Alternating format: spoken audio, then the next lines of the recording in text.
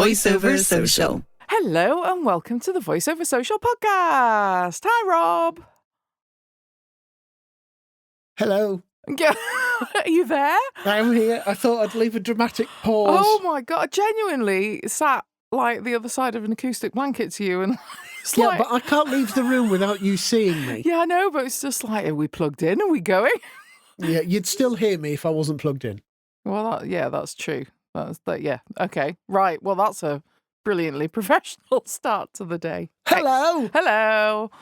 What are you up to apart from being half asleep? Well, yes, it's been a busy week. I did my branding workshop yesterday and it was ace. I really enjoyed it and I hope everybody that came did. Yes, it was lovely. I enjoyed it too because I got the Xbox for longer.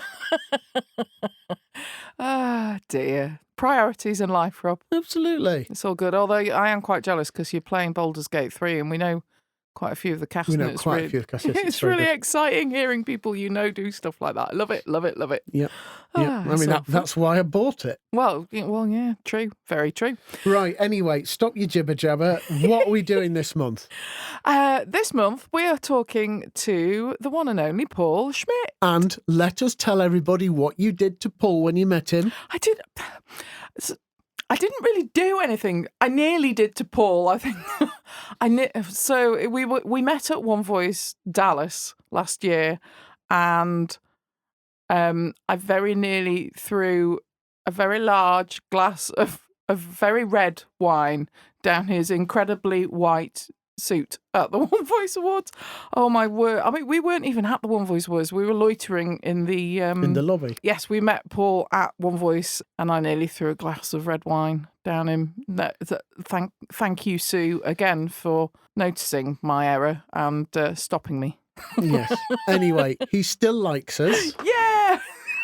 And he likes us enough to agree to come on our podcast. Yay! Oh, it's so easy chatting to Paul. It's weird because it's like I've admired his work and what he's done, and he actually booked onto our workshop that we ran at Dallas, which really freaked me out. And it turns out we've had mutual admiration for each other's work for some time. It was really nice getting to meet in person and... Yes, we just apparently find it very easy to chat. How much did you have to cut out of the interview, Rob? Did we chat for too long? Oh, it wasn't that bad. I cut out quite a bit at the end, but the rest of it, I think, is largely intact. So, yeah, it was a good old natter about all things kind of voiceover business. So we cover all sorts of things with marketing stuff and systems and how to run a business and how he started out and all that kind of stuff. Yeah, it was fun. And also, just to continue with our transatlantic theme, we also have Tim from Nava with news from Nava.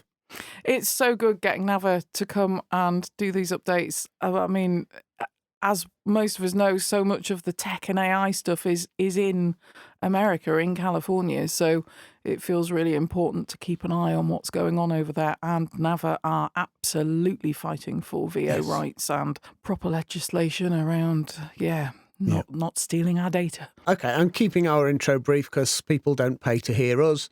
Have we got any news? They don't pay at all. Have we got any news on the great big Voiceover Social? Yay, woo! So, tickets are still on sale. Hooray! Yep. We are going to start announcing. We have lots of our sponsors have come back again this year, which is amazing. And we have a couple of new ones as well. Mm-hmm. So we are going to start trickling out information about that and some of the stuff that we have changed this year. And one of the big things that we've changed is last year we had sort of in the evening we had a disco-y, DJ-y kind of a thing. And this year we are doing... an open mic night. Woo! And it's like, everybody that we've mentioned it to have kind of gone, oh...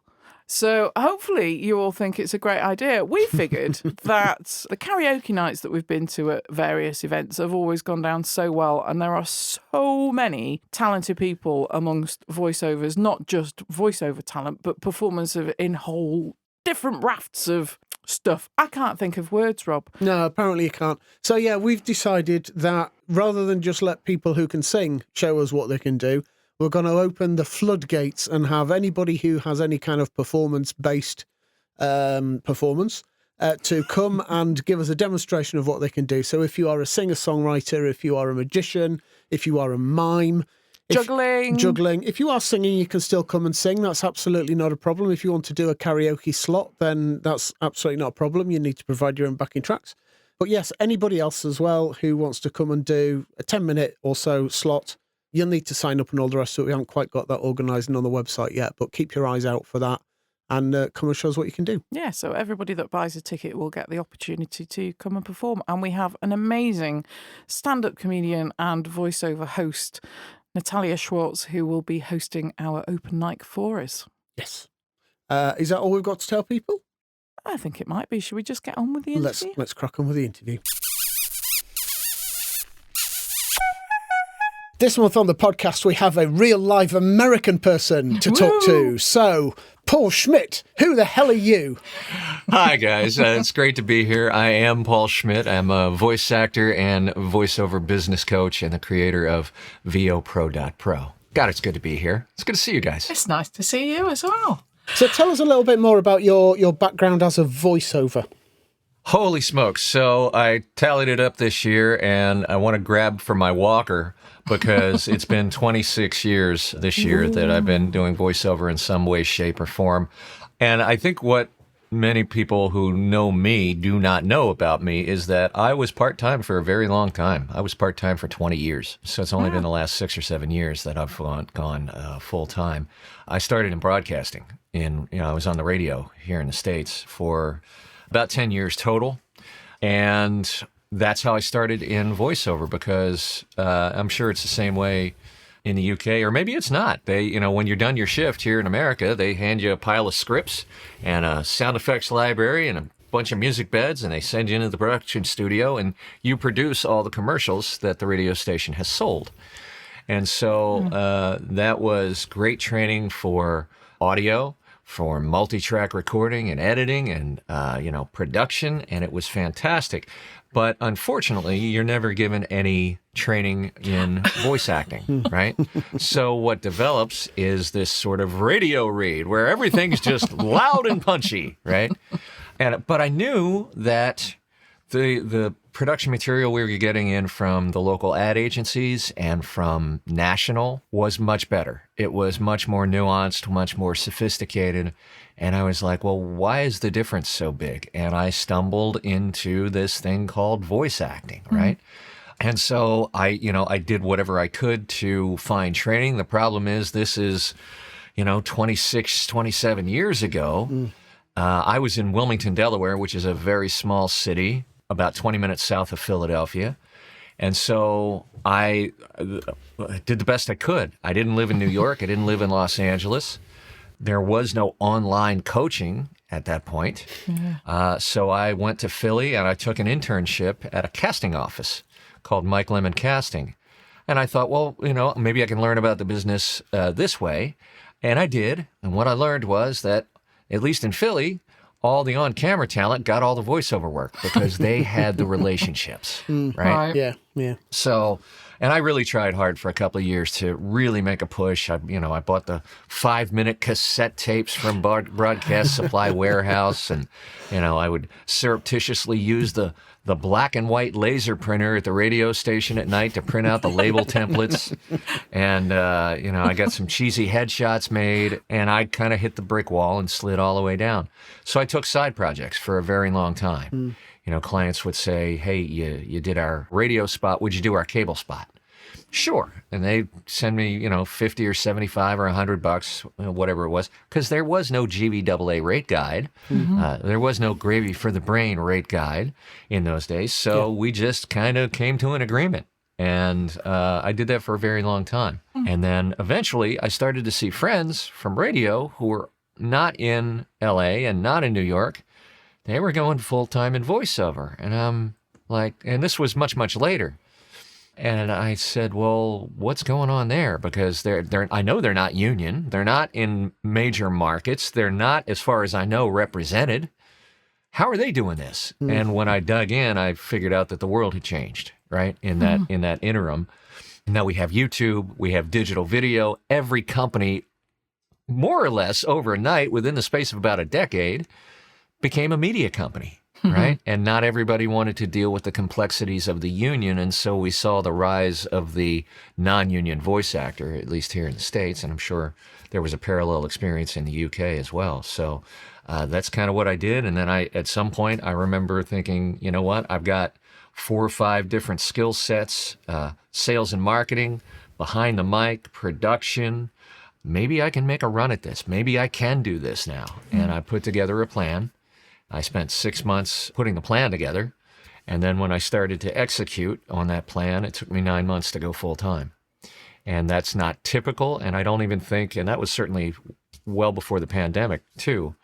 I don't think it's practical for anybody to make that as a goal. And I will tell you that even I jumped too soon, because I got 6 months into my full-time career, and one of my gateway clients that allowed me to make that jump flew out the door, and I lost 50% of my revenue overnight. Yeah. So I should have waited a little longer. I should have had a little bit more cushion. But that's essentially the story. Wow. So did you have production training at any point? You said that you worked in the radio, so I'm guessing that's where you kind of came into it from. Yeah, so I had a little bit of production training at university in college. I was a radio, TV, film major, what they call mass communications. Okay. So we did have some production in college. I got more training when I went to work for pro radio stations, and that helped a lot.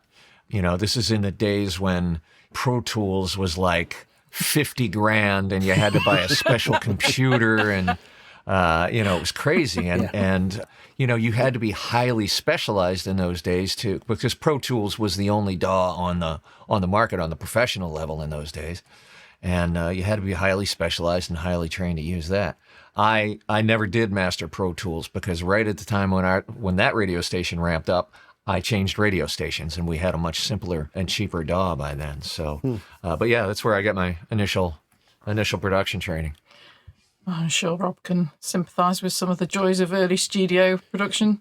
Yeah. Well, now I will say this: I'm no Rob B, but I can hold my own. You know what I mean? Yes. Good. Excellent. I mean, I'm all for voiceovers, knowing some production stuff. Obviously, the more they know, the less work I get. But voiceovers need to be able to run their own studios. It's an essential skill. If you are going to run a studio, you need to be able to run a studio. Absolutely. And what I use today are what we would consider the basics. I know how to set a level. I know how to, trace a signal pass. So if I've got a ground hum, I can find it and fix it, those sorts of things. Sure. But the equipment today is stunning to me. My first home studio had a reel-to-reel tape machine, and for about 20 minutes it had a DAT machine. Do you remember those? Yes, digital audio very tape. Much so, yes. And I had a CD burner and all this other stuff, and 3 or 4 processing pieces of hardware. Now I've got an Apollo Twin and a Mac Mini and a microphone. Sure. And it's so much easier and simpler, and digital audio has just come a long way in a very short time. It has. And I love that fact. I love the fact that these things are more affordable. Yeah. There is a big argument that says this is kind of the democratization of audio, and it's led to the huge rise in podcasts, for good or bad. The for bad basically means now that anybody who can afford to buy a copy of Pro Tools or Cubase or Audition or whatever can call themselves an audio producer. And I have heard some shockingly bad production. Sure. People who haven't had the training, people who are self-taught a lot of the time. And so as much as I love the fact that, these things are more affordable, I would struggle to afford these things. I mean, my little studio here, I'd love a reel-to-reel, but I ain't got room for one. I mean, I probably wouldn't ever use it for professional production work. It would just be there as a bit of a toy and something to play around with at the weekend or whatever. But I ain't got room for it. So, Sure. The massive affordability of a lot of this equipment has done the industry a lot of good, but it's also done it a lot of damage. Well, I agree. There's pros and cons to any technology, sure. I think, though, that in the end, I believe, Rob, it's a net positive, because, there's going to be a voice actor somewhere who maybe 15 years ago couldn't afford the equipment, but is a sure. brilliant voice actor, right? Yeah. And I agree that maybe for every one of those, there might be 10 that are, never going to do anything with it or do it badly and quit or whatever. But I do think it's a net positive because it allows people that didn't have access before the access to at least find out whether they're any damn good. Of course. And I think that's generally a positive thing. Yeah. And also, I mean, that brings us on to really the reason why we've got you on to the podcast is kind of to talk about business management, voiceovers as a business. And just as we've kind of said that, yeah, you can go and buy yourself a cheap computer and a cheap DAW and say you're an audio producer. It's also done kind of the same kind of thing for voiceovers as well. You can buy yourself a cheap computer, a cheap microphone, a cheap audio interface, and call yourself a voiceover. What is it that separates those people who buy at the bottom end? And I'm not trying to give you an answer when I say it like this.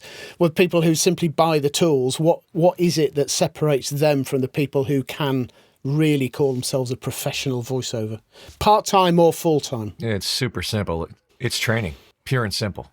Everybody that gets into this, I think, because it's deceptively difficult, right? Yeah. Because everybody thinks, well, hell, it's just talking, right?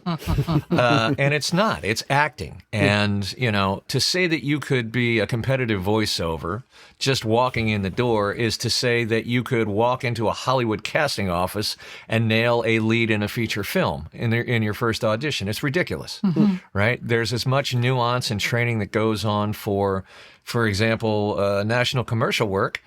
My commercial coach, Tina Morosco, she correctly, and I think this comes from her chops as a casting director, she says they are mini films. They have all the production value of a feature film.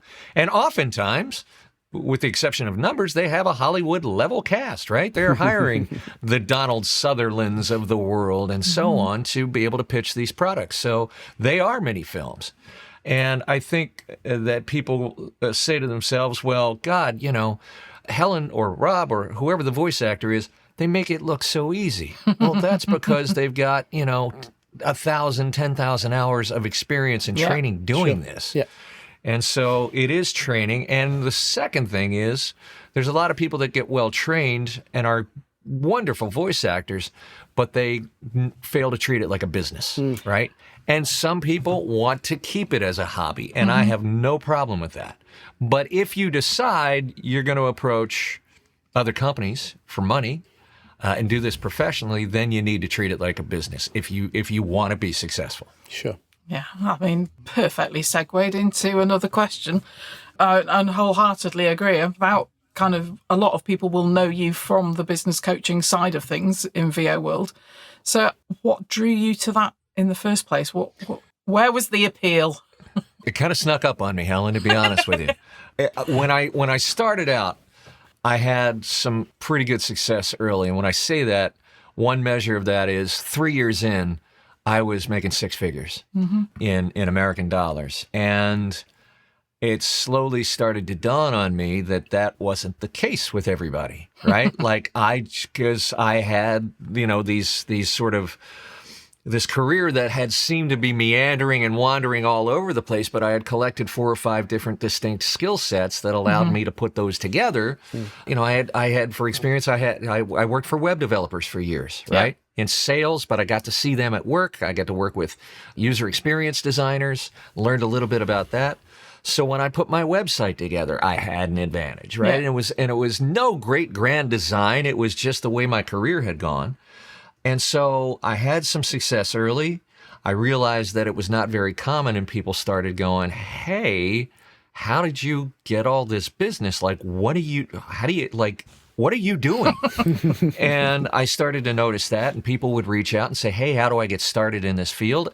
And I would make time and, jump on a half an hour call with them. And then you do that long enough and you realize, you look back over a year and you go, most of the people I talked to didn't do any damn thing with it, right? And so I was investing a lot of time and not really helping anybody. So I just started collecting this answer first as an email. I just kept a running email that I would kind of send out when people asked, how do I get started in voiceover? And I had, about 7 different points and steps.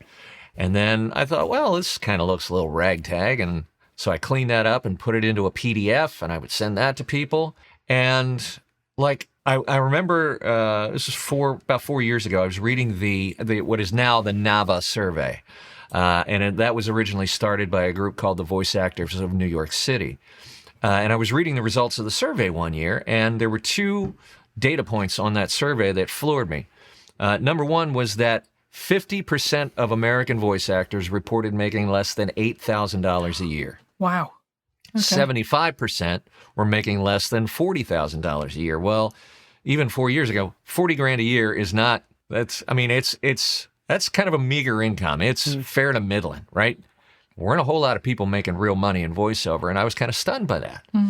And the second data point was they asked voice actors in the States, how often are you reaching out to market your services? And 3/4 of us, 75%, said less than 3 times a day. And my jaw dropped. And because that's how I built my business, right? Reaching out to a lot of people, having a lot of conversations, generating a lot of demo listens, and getting on a lot of rosters. And so I thought, holy smokes, people don't know how to do this. And that's when it started to dawn on me. So I made a goal after reading that survey to talk to 50 voice actors and get to the bottom of why are we so passive? Why are we sitting around waiting for the inbox to fill up when we could be going out there and getting business? I know that works because that's how I did it, right? So I talked to 69 voice actors in 75 days over Zoom, just like we are now, right? About what was holding them back. Was it fear? Was it a lack of skill set? Turns out it was kind of both. And learned a lot. And I thought, you know what? I wonder if I've got something to offer here, because I think I can help people over this hump, because I had a lot of sales and marketing training. And so I worked with that initial group. I got 25 people together. I thought, well, I think I can teach this, but I don't know. Maybe I suck as a teacher. Who knows? So I put a group together of 25 people, and we started rolling this thing out once a week for like 8 weeks over Zoom. And the reason I did it that way was if they didn't understand the point I was trying to get across, they could stop me right in my tracks and go, whoa, dude, I'm not getting what you're putting down here. Yeah. And so we were able to not only get that feedback, but we recorded those sessions, of course, with everybody's permission, and we were able to bake that feedback in and make the lessons better, right? Make the modules better. And so that's how we got the VO Freedom Master Plan off the ground. Was it had real input from real voice actors. And then I took it a step further, and a lifelong friend of mine, a guy named Paul Walsh, was the head of e-learning at the University of Maryland. That's handy. So he was an instructional designer by trade, and he had all these instructional designers under him, and he went through my initial sort of crude, rudimentary first draft and really brought it up to university standards as an instructional designer would. So, you know, that became indispensable, because that made the core curriculum that I had that much more effective. And we added tools and trackers and worksheets and guides and materials to be able to support the curriculum. So that's kind of how it came about. I love that's a fascinating story, but what I really love, and what we're finding more and more with the people that we talk to, is that it's a natural, people were asking me to do this before I realized I could do it kind of progression. Absolutely. And I love that about so much. I think Rob and I both started out like that, doing what we're doing currently. And well, it snuck up on you too, didn't it? Yeah. It's, totally. It did. And it's kind of, looking back, it's such a bizarre thing to think, but also the kind of proof from other people wanting you to help them is obviously evident. I mean, it's such a good reason to do something, because other people are asking you to do it. I guess it's and that's perfect, and I think that's where the best people come about, right? The best service happens. There's a Japanese concept called ikigai, right? And that it's a 3-pronged sort of, think of it as a Venn diagram. It's what you are good at, what the world thinks you're good at, and what you have a passion for. And the sweet spot where those 3 intersect or overlap is called ikigai. And I've been called an ikigai, but that was back in college. The point is that you find your purpose, your passion, and what people will pay you for, and where that overlap happens, that's really your center of power. Yeah, it's a really magical thing when it happens, and it's so much fun running a business that we care about. And for people that you care about, right? Like there were so many people that pulled me along and gave me help. And really, in the end, I'm taking what I've learned and passing it down to them and, refining it and bringing what I've learned outside of that to the table as well. But, you know, we're all on a spectrum, and if we can pull the next person along a little bit, then we're doing our job to give back to the community. I love that. And Rob and I wholeheartedly agree. It's why we do the VO social stuff. It's the purpose of it. It's, we wouldn't be here without the people that have helped us. So it's nice to give back. Yeah. Absolutely. So getting on to business systems, what is like the one piece of kit, tool, software thing that you would really struggle to survive without? Not so much a tool, but a strategy, and that is direct marketing. Right. Like I said, that's how I built my career. There are a number of different tools that I use to put that practice, to execute that practice. Mm-hmm. A couple just off the top of my head are Apollo.io, which I love because it's lead generation and outreach all in one platform, which is very rare. I also use a CRM called HubSpot Sales. I use the free version because, quite frankly, Apollo does a lot of the heavy lifting that I used to pay an inordinate amount to HubSpot for. And now I use HubSpot mostly as a redundant backup and also a little bit as a crutch because I've used it for so long. Sometimes I can just find things easier in HubSpot, but mostly Apollo. And, a number of other different tools that kind of help me with little things here and there. But those are the two main. The pillars are lead generation, outreach, and CRM. So that you can, somebody replies to a cold outreach, and I can look back and I go, oh, I reached out to this person then, and they replied here, and they asked me for a specific demo there. I can get a real quick look at the relationship and get that 360-degree view and get up to speed and speak to that person with some intelligence rather than going, have we met before? Have we spoken? Did I send you any, And you can't do that with an Excel spreadsheet or Post-it notes or strings around your finger. You've got to systematize it in order to scale it. That's really cool. I do like a system. Not going to lie. I like an automation where I can, and I have a terrible memory. So if it's not in there, I'm stuffed. Well, the great thing about systems, Helen, is they allow for radical consistency, right? Because if you leave it up to me, I'm going to forget it. People that know me, in my house, we call it Paulsheimer's, because if I don't write it down or if I don't systematize it, it doesn't happen, right? Yeah. So, and I think most people are that way. We're so scattered. We have so many distractions. If you don't build a system, then you're just, you're looking at the shiny object or the squirrel all the time. It's so easy to do. And I think particularly when it comes to the marketing side of stuff, it's not necessarily people's natural go-to for voices are voice actors because they want to act. They want to perform, not because they want to, fill in their tax returns and direct market all the time. And I think people get really scared of stuff like that particularly. Yes. I was going to make a wild presumption and say, and VOs out there listening, please correct me if I'm wrong, but a fair proportion of us are introverts and don't necessarily like talking to people, which is why we live in booths and on our own quite well. I think that's true for a lot of people. I think there's another driver there, and that is that, and I looked it up at one point, at least in the States, 90% of the American workforce has no experience, no exposure to sales and marketing. Wow. Not necessarily surprising. But, when voice actors walk in the door and they first get their training, some of them, the light bulb goes on. They go, oh, I need to train to do this. Okay, I need to learn how to do the work. But I think we as an industry, we do a pretty poor job of teaching people how to find the work, right? Yeah. And I think that's true in a lot of businesses, probably a lot of creative freelance businesses outside of voiceover.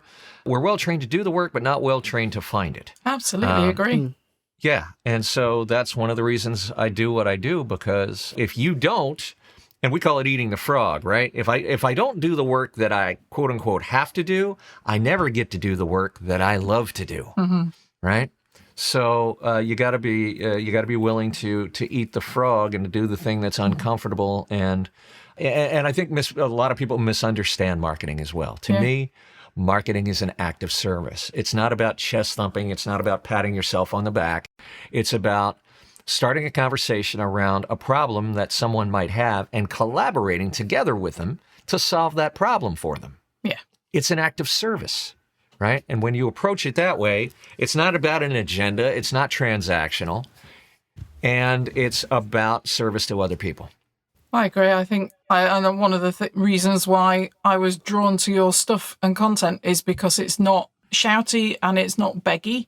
And I think those two don't set up a good relationship with a client. You don't want to come across as someone desperate for money, even if you are, because it puts you on a back foot and it doesn't give you the kudos for earning what you should be earning. And and a lot of people, and I think it's because of the lack of sales and marketing training. I think you identified two of the traps, Helen, that people either come in as subservient and less than, and they come off as a vendor who is, is it possible I could send you my demo and so they come off beggy, or they overcompensate and they come out with puffery, right? And vibrato and chest thumping. And they're like, you know what? You need to work with me. And really the answer is in the middle. The answer is being a peer and a partner and a collaborator, right? When you can bring something to a partnership, and of course your clients are going to bring something to the partnership as well, and that is their creativity and their vision for what they want to accomplish. And so when you can put those two together as partners and equals, then that's where true partnership comes about. So what this kind of says is the same thing as a lot of people who we've had on the podcast have said, and that is that finding new clients and retaining new clients and all the rest of it is about building relationships. Absolutely. That is everybody thinks you're in the voiceover business. You're not. You're in the business of building relationships. And that to me is one of the greatest things about this, because now I'm more introverted than I was as a younger man. I was a natural extrovert, and I find myself as I get a little bit older, I become a little bit more introverted, but I still love working with people, right? That's the charge I get with my voice acting business. That's the charge I get with the VO Pro side of my business. I love just collaborating and having fun with people and making something beautiful, right? Yeah. Whether that's a commercial, a piece of medical narration, whatever it might be your career. Right? If I can, one of the greatest things about the VO Pro side, Helen, I'm sure you see this, you get to watch people's careers blossom. Oh, right? It's just the best feeling. It's the best thing in the world. Yeah, right? I think all three of us have sat and watched clients achieve stuff that they never thought they would have the energy, or just the guts to do, and then do it. And it's quite a special feeling. Yes, it is. I mean, I kind of take no credit at all, but it's all them. But it's so lovely to help people get to that point. It is. And I tell people all the time, to say that I'm proud of you portends that I had something to do with it, when in reality, I didn't. I just opened a door for you. That's all.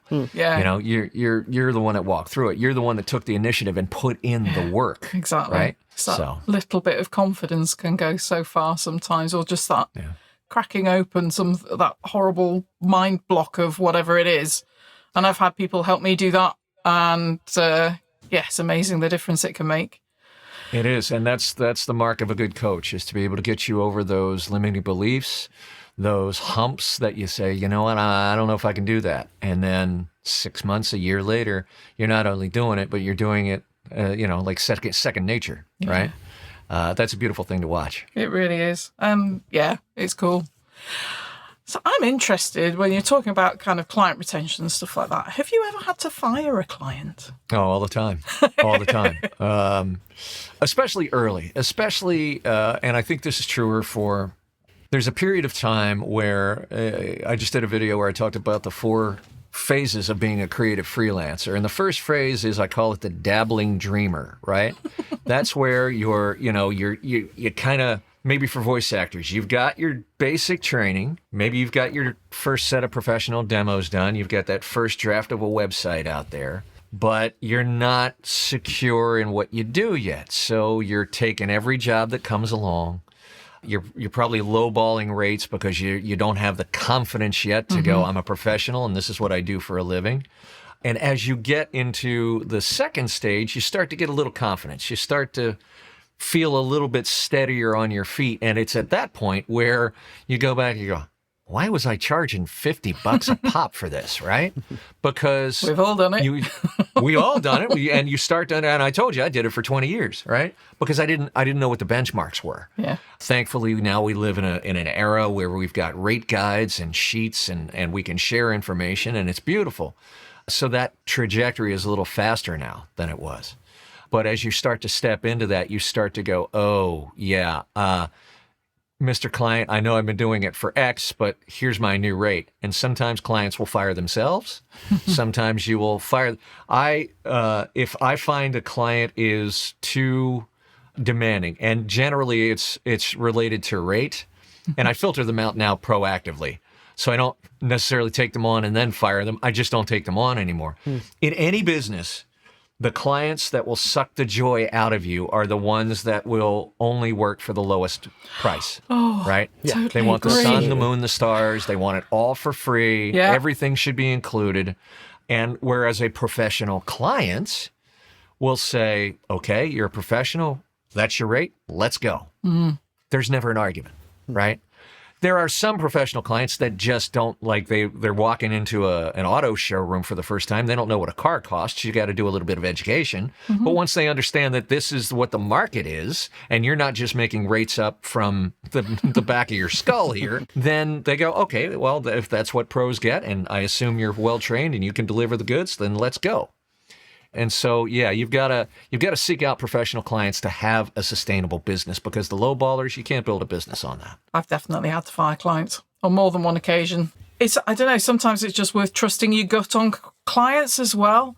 Sometimes it's really difficult to kind of work out why something doesn't quite feel right. The money might be there, but sometimes it's just a niggling, just not a good fit with you. And I don't think it doesn't necessarily mean that there's anything wrong between you, what you're doing, or what the client's doing. It's just that you don't gel.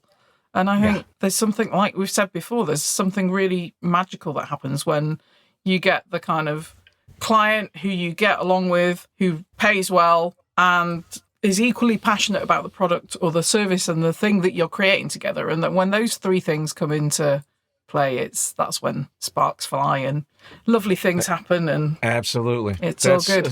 The fourth phase of being a creative professional is what I call the creative CEO, and that's when you've developed that frame of reference and you have a better sixth sense of when something is truly off or even a bad fit for you.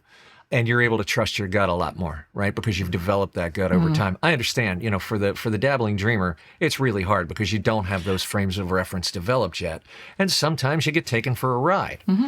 That's another reason why I try to educate people about, scams and things, worst practices and things like that. Because when you don't know better, you can't do better. But when you're that creative CEO, you know better, you know what you're looking for in a partnership, you know what you bring to the table, and sometimes you have to let people go because they don't have the same values. They may be trying to use your materials in a way that goes against your ethics or against accepted best practices, and you got to be willing to walk away. Yeah, absolutely. I think it can feel really scary, but it's a really good thing. I remember a marketing coach telling me about unsubscribes on email lists. And I think this is another one for people that are doing the direct marketing, that actually those are really good things. They're not a bad thing. For when somebody actually tells you it's a waste of time contacting them, great. Absolutely. Why bother keep trying? Don't worry about it.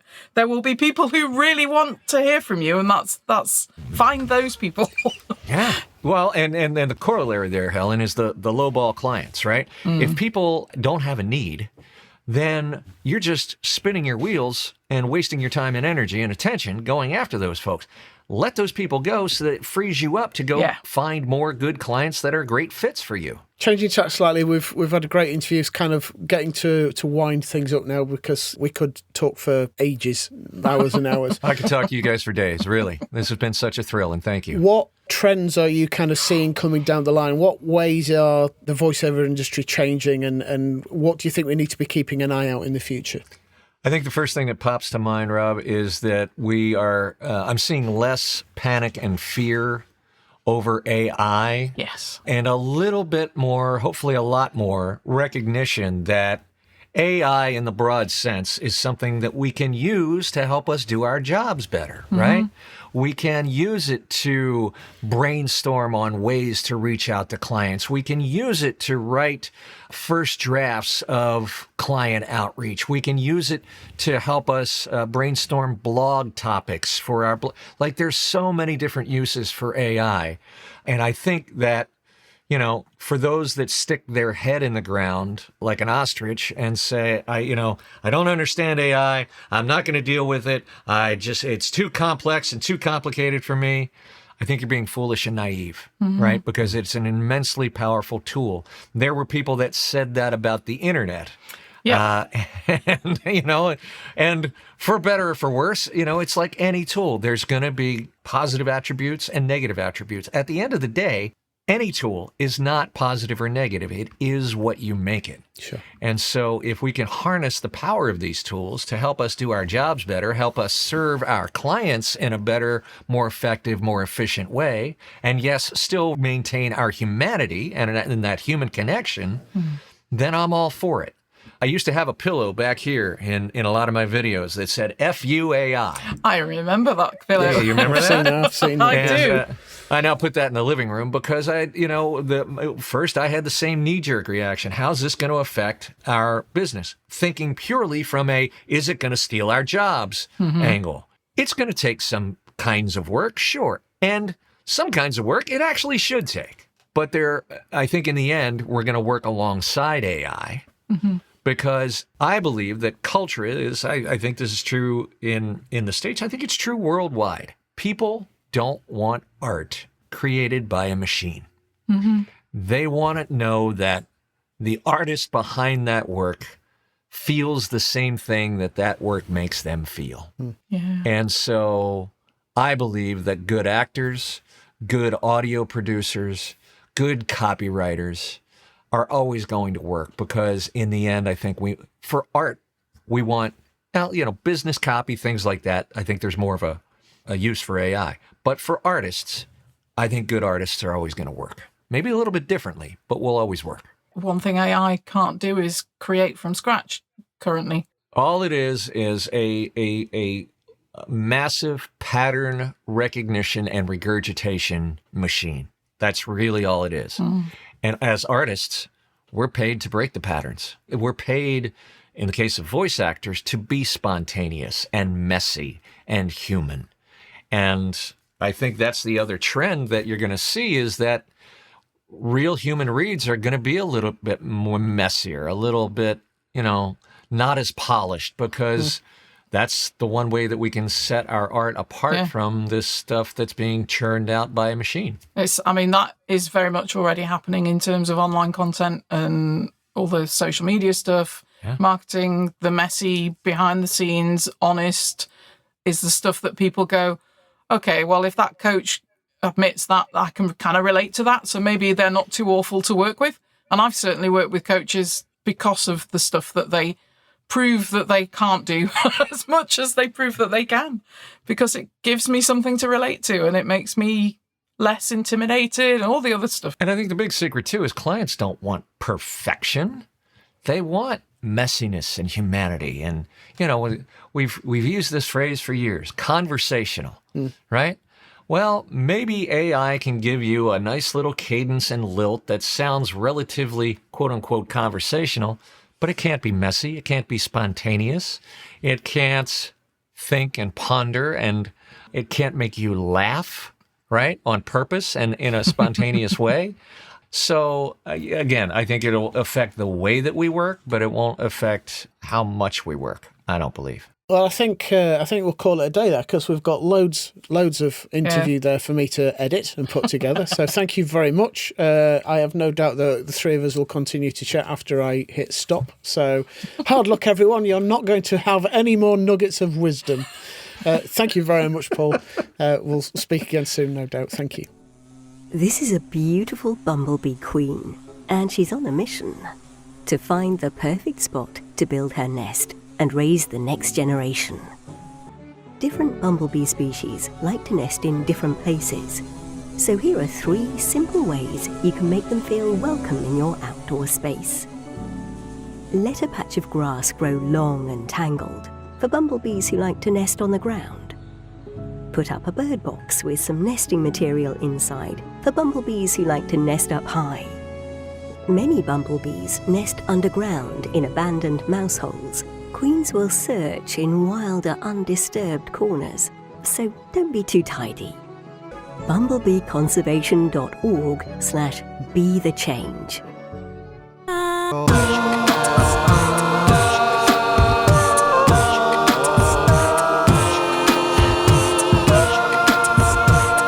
News from Nava. Just to continue our conversation with people who don't live in the UK, news from Nava. And we have the delightful Tim with us this month. Hello, Tim. Hello, Tim. Hello. How y'all doing? How's everybody going? Yeah, we are good. Awesome. How's things going with Navaland? You know, Navaland is good. That sounds like we're like a production company. We're gonna have all of our own movies and TV shows put out by Navaland. I expect roller coasters and a theme park as well, to be honest. Exactly. Yeah, absolutely. Not bad. Good here. You know, we actually all just got back from WovoCon. We were in New Orleans for the Wovo World Voices Conference. It was the first time that we had been there, and it was really cool to kind of get a chance to hang out and see another part of the country that I've never been to. I've never been to New Orleans, which is great. But it also continues our kind of purpose with Nava was trying to make sure that we are as many places as possible and meeting as much of the voiceover community as possible and meeting people that we would not necessarily cross paths with, you know, here in Los Angeles on a daily basis that we normally would. So I mean, on that note, it seems only fair and appropriate to say thank you for Nava for sponsoring our Great Bigger Voiceover Social in February as well. Hooray! Absolutely. It's an absolute honour to have you guys with us. Although, sadly not in person, but we'll be talking about that more at a later date. Absolutely. And then we are off to Nava will be, I'm actually heading to Virginia, Washington, D.C. area this weekend. There's a conference called Gov and AI, which is all about government and AI. That's still running, even though the U.S. government is shut down. This conference is still happening.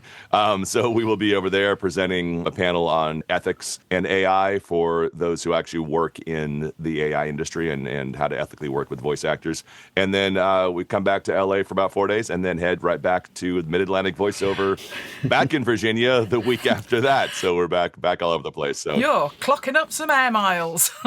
Absolutely. That's how we do it. Amazing. That's how we do it. Cool. Yeah. Those things may have happened by the time the podcast comes out. Great. Well, then all of these things will have happened, and we will have had a great and phenomenal time at all of these conferences, which is going to be great. So, you know, the kind of, you know, like I had said earlier, like one of the things we want to do is we've really wanted to make sure that Nava is, you know, one of us, and usually myself, Karin, and Matthew are at as many of these events and conferences as possible to make sure that either, you know, the voiceover industry is represented in a place where voiceover would not normally be represented, or that we are, you know, we as Nava are just getting introduced to more parts of the community that we wouldn't normally have met otherwise. It's really cool. I mean, I honestly don't know how you guys find the time. You're everywhere all the time, and it's amazing. It's lovely. Yeah, it's great. Yeah, no, it's been fun. I personally did. I was at 18 conferences last year. Blimmin' heck. Was added up, so which was intense. That was intense. Yeah. Absolutely. Yeah, somehow, you know, doing a day job as well, you know, just on the side. Right, yeah, exactly. Yeah, yep. But no, it's cool what Nava do. We do like. So have we got any other updates on kind of what's been happening? Yeah, well, I mean, you know, the big update here is that we're going in, at least at this point right now, we're 3 weeks into the government shutdown. I think 21 days into the government shutdown here in the U.S., which means that, you know, any of the momentum and work that we're hoping would happen at the end of this year has kind of come to a screeching halt. The state governments are still operating, though, and so here in California, 2 weeks ago or so, 10 days ago or so, the governor here signed a few bills into place, a couple of which will directly affect voice actors around some transparency, some foundational model protections, as well as the ability to request takedowns of some unauthorized uses if you find your voice in some areas. Those bills are brand new. They literally were just signed happened about 2 weeks ago. So Brilliant. once we get some more information on those, they will go into effect in, I believe, January 1st of next year. And, kind of in place of this federal legislation or bills protections that we're trying to get in place, getting protections in California is kind of the next best thing. California, basically kind of what happens in California is going to affect the rest of the U.S. as well as the rest of the world in a lot of ways, because these companies have to abide by California standards and laws when working with talent in California, or even, with talent outside of California. I mean, particularly when it comes to the big tech. I mean, so much of it is based in California. Yeah. I mean, I think the last number we heard is like 30 of the top 50 AI companies are based in the Bay Area, based in Silicon Valley in California. So you get, it's a very, very unbalanced power dynamic when it comes to, where all of these companies are in the same place. So that, kind of leads to this kind of echo chamber, that they're all kind of seeing and talking and discussing and competing for the same things in the same area, and not really being out there to see how this fully affects the rest of the world, or, seeing what's happening on a daily basis. All too easily done, I think. Yep, absolutely. Yeah, but good that there's some positive things happening as well. Yeah, absolutely positive. Slow but positive. Slow but positive is good. Yeah, It's better than no change. Yeah, exactly. Yeah, exactly. But that's kind of where we are. With until the government reopens, the U.S. is just kind of, people are just kind of hanging on. People are, anybody who's relying on the government for funding or for, healthcare or for other things along those lines, they're. But we got some pretty substantial problems right now of being able to just pay to continue to stay alive sometimes, unfortunately. So it's for those of our UK listeners, this will feel very odd. I'm sure. Yeah. Yep. But absolutely. Yeah. Well, thank you very much. If that's all the updates, then brilliant. Thank you. That's where we are. Short, sweet. Everything's on hold. Yes. Short and sweet. Yep. Everything is on hold, and Thank you so much, and we shall get another update from you in a couple of months' time. It'll be in the new year now, so hopefully everything will be back up and running by then. I love your optimism. Yes, let's go. Typical British optimism. It's all good. Yeah, exactly. Awesome. Well, that's it, and we'll see you back in the new year. Fab. Lovely. Thank you very much, Tim. You've been listening to the Voiceover Social podcast, hosted by Rob B and Helen B from BEE. Sponsored by BEE. Voiceover Social. Thank you to our guest, Paul Schmidt from VOPro.pro. And the socials coming up are the Bristol Social on Friday the 14th of November, the Pint and Rabbit Online Social on Friday the 21st of November, the Belfast Social on Saturday the 13th of December, the Manchester Social also on Saturday the 13th of December, the Pint and Rabbit Online Social on Friday the 19th of December, the Paris Online Social on Friday the 19th of December, and the Great Big VO Social on Saturday the 7th of February 2026 in Manchester. All audio production by Rob B. Please like, subscribe and leave a review to help more voiceover people find us. And if you want to email us, it's listen@thevosocial.com. See you next month. The Voiceover Social.